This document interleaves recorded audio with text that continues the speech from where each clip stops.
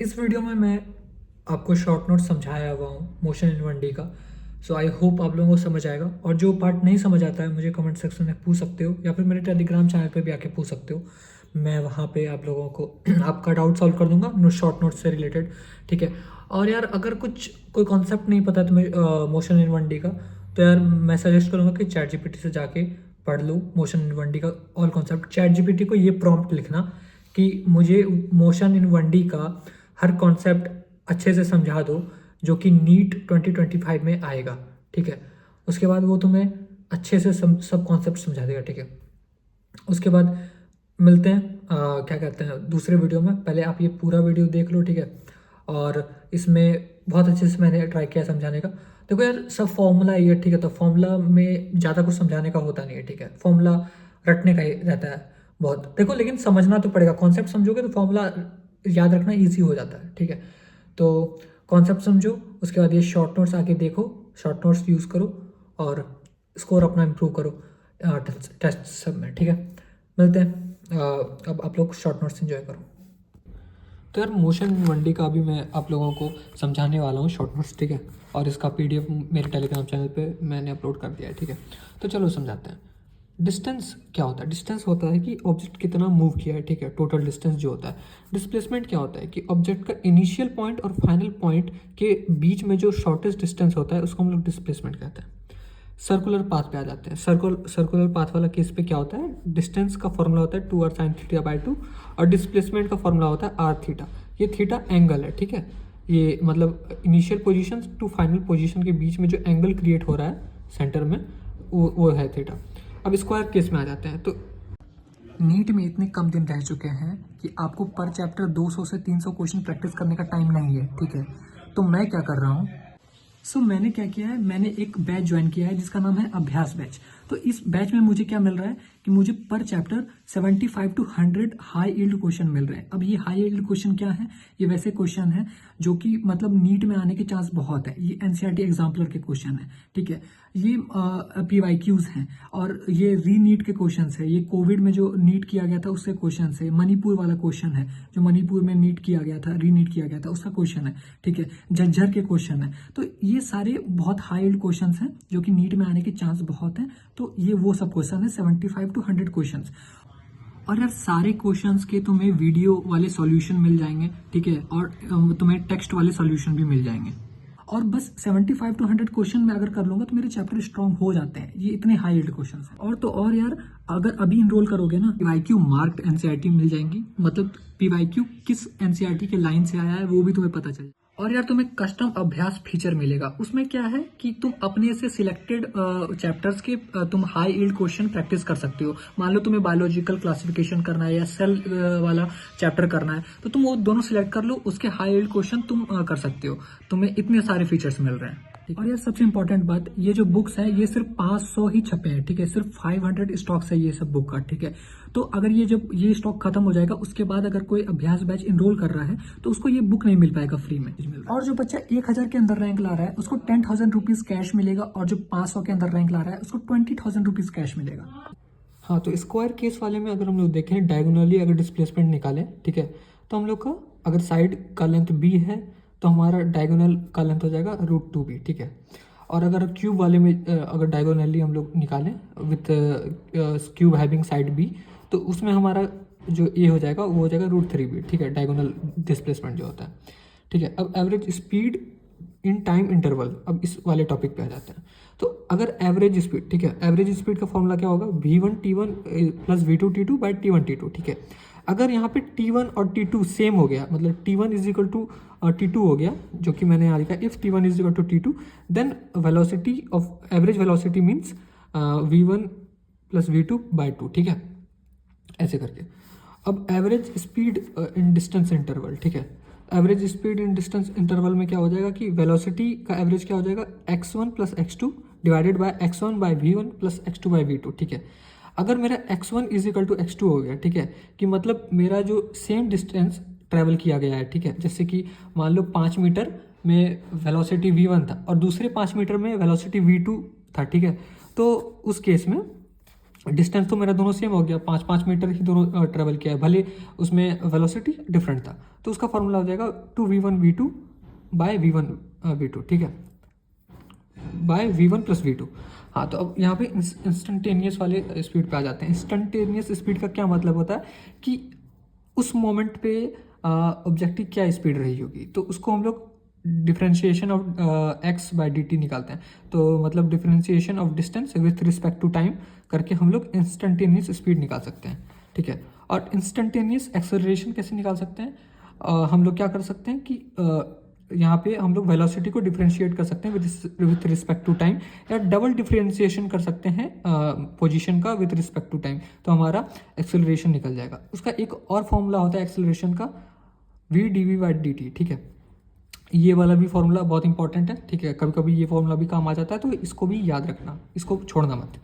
Average acceleration का क्या मतलब होता है कि मेरा एवरेज मतलब गिवन टाइम में मेरा कुल एवरेज एक्सेलरेशन कितना होगा, तो उसका फॉर्मूला देखो क्या है, delta we by delta T, ठीक है, change in velocity by change in time, ठीक है। और अगर डेल्टा वी को हम लोग इंटीग्रेशन फॉर्म में लिखें, ठीक है, तो A integration of A with respect to T by D T, ठीक है, तो ये हो जाएगा मेरा एवरेज एक्सेलरेशन का फॉर्मूला, ठीक है। अब आ जाते हैं यहाँ पे, जैसे अगर मेरा मान लो एक्सेलरेशन 0 है, ठीक है, एक्सेलरेशन है ही नहीं, तो मेरा वेलोसिटी ऑब्वियसली कांस्टेंट हो जाएगा, एक्सेलरेशन अगर 0 है, ठीक है। तो वेलोसिटी जब कांस्टेंट होता है तब हम लोग क्या करते हैं, एस का फॉर्म मतलब डिस्प्लेसमेंट या फिर डिस्टेंस बोल लो, उसका फॉर्मूला क्या हो जाता है, u इंटू टी, ठीक है। अब यहाँ पे हम अगर मेरा एक्सेलरेशन है, ठीक है, और वो कांस्टेंट है, तो हम लोग यूज़ कर सकते हैं इक्वेशन ऑफ मोशन, और इक्वेशन ऑफ मोशन 4 होते हैं, ठीक है। v is equal to u plus a t, s is equal to u t plus half a t square, v square minus u square is equal to 2as, ठीक है। और S nth का formula बताएं, मतलब ये वाला formula कब काम आता है, जब आपको क्वेश्चन में बोले कि थर्ड सेकंड पे क्या मतलब डिस्टेंस कितना ट्रेवल किया होगा, ठीक है। मान लो कोई ऑब्जेक्ट किसी वेलोसिटी से जा रहा है, ठीक है, तो उसका क्या कहते हैं तीसरे सेकंड पे कितना डिस्टेंस वो कवर कर लिया होगा, या फिर बोलेगा छठे डिस्टेंस पे कितना कवर कर लिया होगा, या फिर बोलेगा सातवें सेकंड पे कितना डिस्टेंस वो कवर कर चुका होगा। तो हम लोग इसको लिख सकते हैं u s n th is equal to u plus a by two bracket में 2n-2, ठीक है, ये 2 है, ठीक है, 2n-2। अब हम लोग ट्रिक टू नो व्हेन मतलब एक्सेलरेशन कांस्टेंट, तो जब एक्सेलरेशन कांस्टेंट है तो कैसे पता करें कि एक्चुअली में क्वेश्चन में एक्सेलरेशन कांस्टेंट है कि नहीं। तो तुम्हें वहाँ पे दिया होगा, चाहे तो x जो होगा वो t के स्क्वायर का प्रोपोर्शनल होगा, ठीक है, या वेलोसिटी होगा वो t के डायरेक्टली प्रोपोर्शनल होगा, या वेलोसिटी रूट ऑफ x के डायरेक्टली प्रोपोर्शनल होगा, ठीक है। तब हम लोग समझ जाएंगे कि वहाँ पे मेरा एक्सेलरेशन कांस्टेंट है, ठीक है। जब और एक्सेलरेशन एक बार कांस्टेंट हो गया तो हम लोग इक्वेशन ऑफ मोशन का यूज़ कर सकते हैं, ठीक है। ट्रिक टू नो कि मेरा एक्सेलरेशन कब वेरिएबल है, तो हम लोग ये पता लगा सकते हैं कैसे, जैसे कि हम लोग एक्सेलरेशन कांस्टेंट है ये कैसे पता लगाए, इन चीज़ों को देख के, ठीक है। तो वैसे ही हम लोग एक्सेलरेशन का वेरिएबल है इन चीज इसको भी पता लगा सकते हैं, जैसे कि अगर x जो मेरा पोजीशन है वो इन्वर्सली प्रोपोर्शनल टू होगा t के, ठीक है, या फिर वेलोसिटी वो डायरेक्टली प्रोपोर्शनल होगा t के स्क्वायर से, तो या फिर एक्सेलरेशन मेरा टाइम के फंक्शन में दिया होगा, तो हम लोग समझ जाएंगे कि एक्सेलरेशन वहाँ पे वेरिएबल है, ठीक है। अब मिड वेलोसिटी क्या होती है कि मान लो u से मतलब u वेलोसिटी से कोई ऑब्जेक्ट भागना स्टार्ट किया, ठीक है, और फाइनल वेलोसिटी उसका v है, तो बीच में मिड मतलब उसके बीच में क्या कहते हैं, पूरे जर्नी के बीच में उसका वेलोसिटी क्या रहा होगा, तो हम लोग को फॉर्मूला दिया गया है v मिड का, root under v square plus u square by 2, ठीक है, ये फॉर्मूला है मिड वेलोसिटी का। अब मोशन अंडर ग्रेविटी पे आ जाते हैं, तो मोशन अंडर ग्रेविटी बहुत अच्छा टॉपिक है, बहुत इंटरेस्टिंग टॉपिक भी है, मज़ा आता है इसमें, ठीक है, और थोड़ा बहुत लोगों को टफ भी लगता है, बट ये एकदम इजी है एक बार अगर इसका तुम्हें कॉन्सेप्ट आ गया, ठीक है। अगर तुम्हें कॉन्सेप्ट क्लियर करना है फिजिक्स का तो यार use chat GPT for that, ठीक है, और जो भी डाउट आता है उसको तुम फिर से पूछो, वो तुम्हें डाउट भी क्लियर करेगा, ठीक है। मैं तो बहुत यूज़ करता हूँ चैट जीपीटी को। अच्छा, अब यहाँ पे मोशन अंडर ग्रेविटी, तो यहाँ पे हम लोग देख लेते हैं मोशन अंडर ग्रेविटी का क्या है। अगर बोलेगा कि मोशन अंडर ग्रेविटी में कि मतलब देखो मोशन अंडर ग्रेविटी में सबसे पहली बात तो एक्सेलरेशन मेरा कांस्टेंट होता है, ठीक है। एक्सेलरेशन जब कांस्टेंट हो गया तब हम लोग ये फॉर्मूला यूज़ कर सकते हैं। ये फॉर्मूला क्या है कि मेरा मतलब 1 सेकंड में कितना डिस्प्लेसमेंट हुआ, 2 सेकंड में कितना डिस्प्लेसमेंट हुआ, 3 सेकंड में कितना डिस्प्लेसमेंट हुआ। तो इनका अगर रेशियो तुम्हें पूछेगा तो इसका रेशियो होगा 1:4:9:16:25। ठीक है, 1 मतलब तुम्हें ऐसे दिया गया 1 का स्क्वायर, 2 का स्क्वायर, 3 का स्क्वायर, देखो सब वैसे ही करके है। अगर तुम्हें पूछेगा कि 1 सेकंड में और 2 सेकंड में, 3 सेकंड में, मतलब एट, इन और एट में देखो डिफरेंशिएट कर लेना। ठीक है, इन मतलब पूरे 1 सेकंड में, इन 2 सेकंड मतलब पूरे 2 सेकंड में, इन 3 सेकंड मतलब पूरे 3 सेकंड में। लेकिन यहाँ पे एट है ना, तो इसका मतलब बोल रहा है उस 1 सेकंड पे क्या डिस्प्लेसमेंट हुआ होगा, उस दूसरे सेकंड में क्या डिस्प्लेसमेंट हुआ होगा, उस तीसरे सेकंड में क्या डिस्प्लेसमेंट हुआ होगा।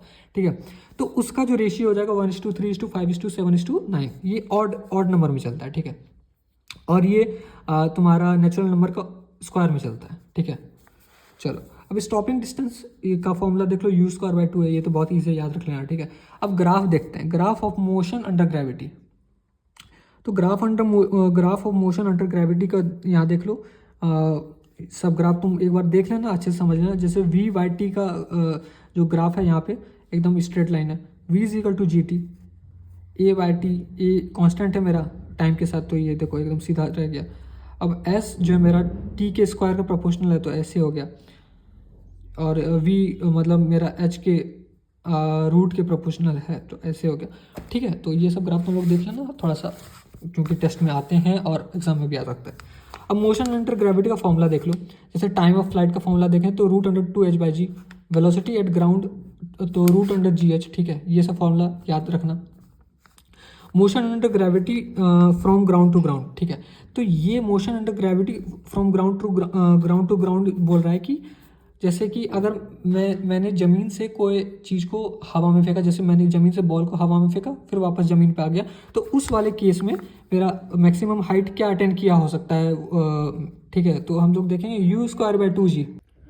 हाँ, तो मैं बोल रहा था कि h max का फॉर्मूला हो जाएगा उस समय u²/2g, और टाइम ऑफ फ्लाइट का जो फॉर्मूला हो जाएगा 2u/g। ठीक है, ground to ground motion under gravity में। अब ऑब्जेक्ट अगर मेरा सेम हाइट पे है T1 और T2 पे, जैसे कि मान लो ये वाला मैं तुम्हें केस समझा ही देता हूँ, रुको यार। यहाँ पे देखो, अगर मेरा ऑब्जेक्ट जैसे कि ये मेरा पूरा वो हो गया T1 T2, अगर मैंने बॉल को ऊपर फेंका, जमीन है ये, ठीक है, अगर मैंने बॉल को ऊपर फेंका तो ये T1 सेकेंड पे, T1 टाइम पे इसका कुछ मेरा हाइट होगा, और T2 टाइम पे इसका जो हाइट होगा वो दोनों सेम हो गया। ठीक है, क्वेश्चन बोल रहा है क्या कि T1 टाइम पे जो हाइट है और T2 टाइम पे जो हाइट है ज़मीन से, वो दोनों सेम है, तो हाइट क्या है, हाइट कितना हो सकता है, तो वो तुम्हें पूछेगा। तो उसका फॉर्मूला यहाँ पे है h=½ g T1 T2। ठीक है, अब motion under gravity from height to ground. अब मान लो किसी हाइट पे है पहले से, वहाँ से तुमने ऊपर फेंका और वापस ग्राउंड पे आया, तो उसमें पूछेगा तुम्हें टाइम क्या लगा होगा। तो टाइम का फॉर्मूला ये है u/g plus √u²/g² plus 2h/g। ठीक है, अब रिलेटिव मोशन इन 1D बहुत ईजी है, जिसका भी तुम्हें बोल रहा होगा कि देखो इसको पढ़ते कैसे, मैं वो भी बता देता हूँ। Velocity of A with respect to B. ठीक है, velocity of A with respect to B, A का वेलोसिटी बी के रिस्पेक्ट में क्या होगा, तो उसका सिंपल हो जाएगा, जो आगे रहेगा उसको पहले लिख लेना और जो पीछे रहेगा उसको माइनस करके लिख लेना। जैसे कि बी पीछे लिखा है तो मैंने minus of velocity of B कर दिया। ठीक है, वेलोसिटी ऑफ ए में, तो सिंपल है, रिलेटिव मोशन ऐसे ही आराम से लिख लेना। ठीक है, जो आगे रहेगा VA/B तो VA माइनस VB। ठीक है, अगर मान लो तुम्हें लिखा रहता VBA तो तुम क्या करते VB माइनस VA ऐसे करके।